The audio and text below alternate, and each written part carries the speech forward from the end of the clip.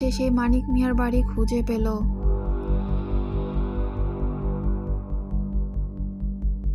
দাদু, ও দাদু, দাদু, আছো ঘরে তুমি দাদু?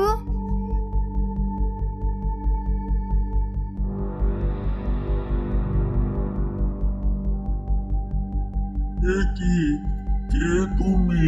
এই অবেলায় আমার বাড়িতে তুমি কি করছো? মানিক মিয়াকে রুনা সবকিছু খুলে বলল। সব শুনে মানিক মিয়া বলল, তবে আমার পাপের ফল। অত ভালো বউটাকে আমি পানিতে ডুবিয়ে মেরেছি, তাই তো আমার আজ এই অবস্থা। আমি তোমাকে সাহায্য করব, তাতে যদিও আমাকে মেরেও ফেলে তাও আমার আফসোস নেই।